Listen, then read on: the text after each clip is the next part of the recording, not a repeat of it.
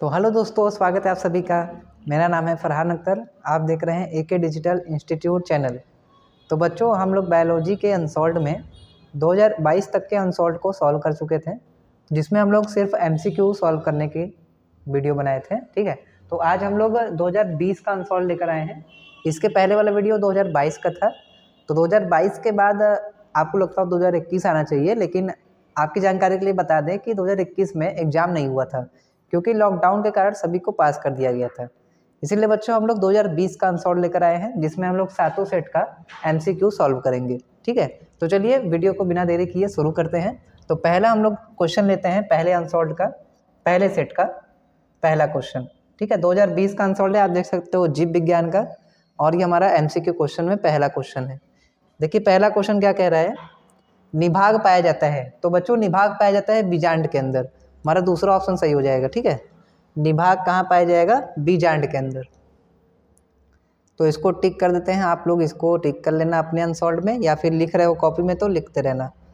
ठीक है, चलिए पहला आंसर हो जाएगा हमारा बीजांड में। उसके बाद है खाद्य श्रृंखला में मनुष्य है।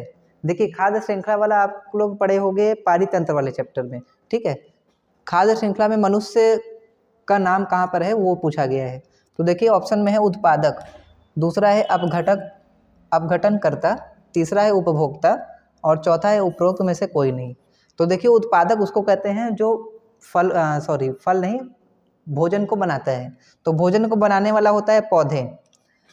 और अपघटनकर्ता उसे कहते हैं जब कोई भी पेड़ पौधे या फिर जानवर मर जाते हैं तो उसको गलाने का काम करता है अपघटन करता है, उसमें कवक और जीवाणु आते हैं। लेकिन जो भोजन बनाता है उत्पादक यानी पेड़ पौधे, उसका उपयोग कौन करता है, उसका उपयोग हम लोग जानवर करते हैं और मनुष्य करते हैं। ठीक है, तो मनुष्य क्या हो जाएगा, उपभोक्ता, यानी उसका उपयोग करने वाला। तो हमारा दूसरा वाला ऑप्शन इसमें सही हो जाएगा, उपभोक्ता। खाद्य श्रृंखला में मनुष्य क्या है, उपभोक्ता है। छठवें नंबर पे आते हैं, ग नंबर पे आते हैं। देखिए पूछ रहा है पुरुष से क्या संबंधित है। ये पहले भी क्वेश्चन आ चुका है। पुरुष से संबंधित होता है वैसेक्टोमी, इसको नसबंदी कहते हैं हिंदी में। ठीक है, वैसेक्टोमी ये पुरुष से संबंधित है। चौथा देखिए वंशागति की इकाई है, ये होता है जीन। वंशागति की इकाई होती है जीन।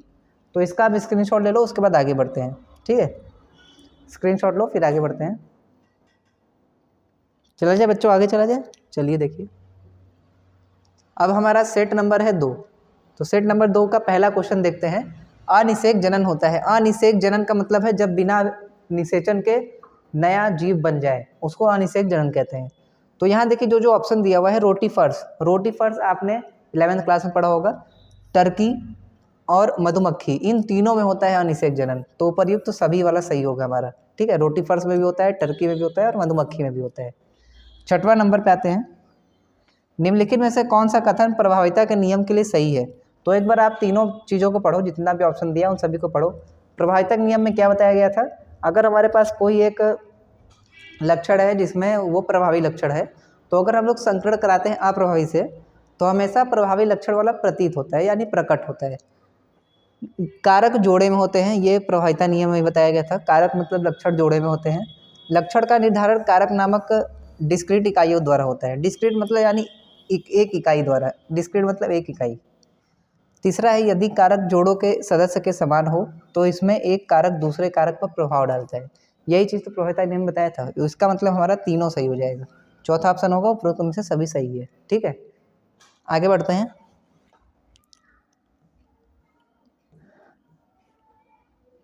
देखिए निम्नलिखित में से कौन सा पादपों के साथ सहजीवी संबंध बनाता है। ये वाला आप लोग पढ़े हो जीव और समष्टियों में। सहजीवी संबंध बनाने वाला हमारा होता है राइजोबियम और माइकोराइजा, ये दोनों होता है। सहजीवी मतलब जब पौधों के साथ में ये मिलकर रहते हैं, ये जीवाणु है और ये कवक है आपका, ये साथ में मिलकर रहता है। तो हमारा चौथा वाला ऑप्शन सही होगा, पहला और दूसरा दोनों सही है। सहजीवी संबंध मतलब जब पौधों के साथ में ये दोनों रहते हैं, ये हमारा तुम्हारा वो बैक्टीरिया है, ये तुम्हारा कवक है। ठीक है, फंजाई है। चलिए आगे बढ़ते हैं। देखिए चौथा नंबर, अब देखिए थोड़ा इसको छोटा कर लेते हैं। चौथा नंबर पूछ रहा है कौन सा एंजाइम डीएनए को विशिष्ट स्थान पर काटने के लिए जाना जाता है। तो डीएनए को विशिष्ट स्थान पर काटने के लिए जाना जाता है एंडोन्यूक्लिएज। ठीक है बच्चों, चलिए आगे बढ़ते हैं। अब हमारा है तीसरा नंबर सेट। तीसरे नंबर सेट में आ जाते हैं क्वेश्चन में से हम लोग। चलिए देखिए यहाँ पर आपका पूरा दिख जाएगा ना, 1 मिनट थोड़ा सा देख लेते हैं पूरा आपको दिख रहा है कि नहीं। हाँ चलिए पूरा दिख रहा है। चलिए पहला क्वेश्चन देखिए, एंड्रोजन स्रावित होता है, एंड्रोजन स्रावित होता है लीडिक कोशिकाओं के द्वारा। विरसठ के अंदर कोशिका होती है लीडिक कोशिका, वहाँ से स्रावित होता है। कौन सा आनुवंशिक विकार 21वें क्रोमोसोम की त्रिसूत्रता के कारण होता है? तो ये आपको जरूर से याद कर लेना है, इन चारों बीमारी के बारे में जरूर से याद करना है।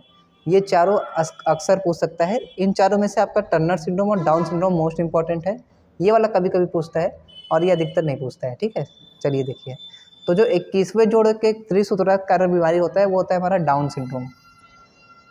तीसरे नंबर पे आते हैं, निम्नलिखित में कौन सा रोग विडाल परीक्षण द्वारा किया जाता है? तो विडाल परीक्षण द्वारा टाइफाइड की जांच की जाती है, ये पहले भी आया है। ठीक है, चौथे पे आते हैं अब, आनुवंशिक रूपांतरण के संबंध में कौन सा कथन सही है? आनुवंशिक रूपांतरण के संबंध में कौन सा कथन सही है? देखिए, आनुवंशिक रूपांतरित फसल को सूखा और ठंड के प्रति अधिक सहिष्णु बनाया जाता है। ठीक है, आनुवंशिक रूपांतरण रासायनिक पीड़क नाशक पर निर्भरता को कम करता है। ठीक है, आनुवंशिक रूपांतरण खाद्य पदार्थों के पोषक स्तर को वृद्धि किया जाता है। यानी इसमें यह बता रहा है कि जो हम लोग आनुवंशिक रूपांतरण करते हैं, किसी पौधे में भी नया जीन डालते हैं तो क्यों डालते हैं? ताकि हम उसका वृद्धि कर सके ज़्यादा, वो किसी भी मौसम में रह सके और उसको बनाने में लागत भी थोड़ा कम आए। ठीक है, और वो हमको अच्छा लाभ पहुँचाए। इसका मतलब उपरोक्त में से सभी सही हो जाएगा हमारा। चलिए आगे बढ़ते हैं, इसका स्क्रीनशॉट लीजिए। चलिए देखिए आगे, सेट नंबर हमारा है 4। अब इस 4 में से आपको सिर्फ 2 क्वेश्चन ही पढ़ना है। ये पहला वाला नहीं पढ़ना है, सिलेबस में नहीं है ये। दूसरा वाला है हमारा, मधुमक्खी में नर का विकास होता है। तो नर का विकास मधुमक्खी में होता है अनिषेचित अंडे से। ठीक है, अनिषेक जनन के द्वारा ही नर का विकास होता है। अभी अनिषेक जनन वाला क्वेश्चन भी आएगा। देखिए, चिपको आंदोलन नहीं पढ़ना है। जेनेटिक इंजीनियरिंग का उपयोग होता है, जेनेटिक इंजीनियरिंग का उपयोग इन सभी में होता है, चिकित्सा में भी होता है, कृषि में भी होता है, वैक्सीन में भी होता है। ठीक है, चलिए आगे बढ़ते हैं। जीवों के अस्तित्व को बनाए रखने जीवों के अस्तित्व को सबसे बड़े खतरे का कारण है, जीवों के अस्तित्व को सबसे बड़े खतरे का कारण है वनों का कटना। अगर वन कट जाएंगे तो वहाँ से सभी जानवर विलुप्त होने लगेंगे। ठीक है, तो इससे उनका अस्तित्व खत्म हो जाएगा। निम्नलिखित में से कीट परागण होता है। देखिए, कीट परागण आपका गुड़हल में नहीं होता है, गेहूं में वायु परागण होता है, जो अंजीर है ना इसके अंदर होता है कीट परागण। और ये हाइड्रिला है भाई, हाइड्रिला मतलब, हाइड्रा मतलब क्या? जल, तो इसमें जल परागण होता है। अनिषेक जनन होता है, देखो अभी बताया मैंने, अनिषेक जनन होता है मधुमक्खी में। यहाँ पर जो ऑप्शन दिया है ना, मेढक में नहीं होता है, छिपकली में नहीं होता है। देखिए, एक उसके पहले क्वेश्चन था रोटीफर्स, उसमें होता था, यहाँ पर सिर्फ मधुमक्खी में होगा। चलिए आगे बढ़ते हैं। सेट का चौथा क्वेश्चन का है हमारा, ये रहा। देखिए, प्रतिजैविक को मुख्यतः किससे बनाया जाता है? तो प्रतिजैविक जो दवाइयाँ हैं उसको मुख्यतः हम लोग बैक्टीरिया से बनाते हैं, यानी जीवाणु से बनाते हैं। तो इसका ऑप्शन हो जाएगा दूसरा वाला सही। चलिए, ये वाला सेट भी हमारा पूरा हुआ। चलते हैं आगे। अगर आपको थोड़ा फास्ट लग रहा हो ना, दोबारा देख लेना वीडियो, इसमें आपको ज़्यादा बताना चीज़ है नहीं, तो इसीलिए हम लोग थोड़ा फास्ट ही बता रहे हैं। 1 सेकेंड, यहाँ क्वेश्चन, हाँ ये रहा। देखिए, तो पहला क्वेश्चन हमारा, यदि किसी पौधे की पत्ती की कोशिका में गुणसूत्रों की संख्या 24 है तो उसमें, तो उसके भ्रूण कोष, हाँ यहाँ पर भ्रूण कोष होना चाहिए, भ्रूण कोष। अगर पत्ती की कोशिका में संख्या 24 है गुणसूत्र की, तो भ्रूण कोष में क्या होगा? देखो, ये हम पहले बता चुके हैं, इसके पहले वाला आप सभी वीडियो देख लेना, उसमें प्लेलिस्ट में बना हुआ है बायोलॉजी मोस्ट इंपॉर्टेंट, उसके प्लेलिस्ट में वीडियो है सारा। तो देखिए, हमारा जो पौधा पत्ती होता है वो 2n होता है, 2n बराबर 24 दिया हुआ है। भ्रूण कोष पूछ रहा है तो 3n ज्ञात करना है हमको। 3n बराबर क्वेश्चन मार्क। एक बार फिर समझो, 2n बराबर 24 होता है। ये 2n कहाँ से आया? जो पत्ती होता है वो द्विगुणित होता है, और द्विगुणित बराबर 24 दिया हुआ है। त्रिगुणित का हमको ज्ञात करना है, क्वेश्चन मार्क। तो पहले ना यहाँ से n का मान ज्ञात करो। n का मान क्या आएगा? n बराबर आ जाएगा हमारा 12। अब यहीं पर n का मान रख दो, तो 12 गुणे 3 कितना हो जाएगा तुम्हारा? 36। देखो, द्विगुणित इतना था 24, तो त्रिगुणित हो गया हमारा 36। यानी ऑप्शन हमारा कौन सा हो जाएगा? तीसरा। तीसरा ऑप्शन सही होगा। ठीक है, चलिए आगे बढ़ते हैं। ये दूसरा और जो तीसरा क्वेश्चन है, ये दोनों आपके सिलेबस में नहीं है।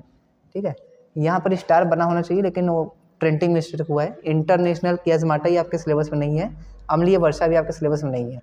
तो चौथा वाला देखिए, द्विसंकर टेस्ट क्रॉस का अनुपात, द्विसंकर टेस्ट क्रॉस का अनुपात हो जाएगा ये हमारा, एक सेकेंड, टेस्ट क्रॉस पूछा है ना, एक सेकेंड, द्विसंकर टेस्ट क्रॉस का जो द्विसंकर टेस्ट क्रॉस पूछा है, टेस्ट क्रॉस का जो अनुपात होगा द्विसंकर वाले में वो होगा ये 1:1:1:1। इसको आप लोग टेस्ट क्रॉस को हमारे वीडियो में भी देख सकते हो। टेस्ट क्रॉस के अगर आपको जानना है तो आप कमेंट कर सकते हो, ये टेस्ट क्रॉस के बारे में बता देंगे अलग से वीडियो में, ठीक है। वहाँ पर संकर कराना होता है टेस्ट क्रॉस में, वहाँ पर जब द्विसंकर कराएंगे तो हम लोग 1:1:1 रेशियो आएगा इसका, ठीक है।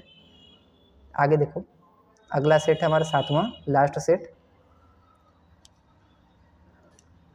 पुष्पी पादप का कौन सा भाग अगुणित होता है? देखो अगुणित होता है नर युग्मक, इसमें से जड़ द्विगुणित होगा, पत्ती इसके पहले बताए थे द्विगुणित होगा, युग्मनज भी द्विगुणित होगा, तो ये हमारा ऑप्शन गलत हो जाएगा।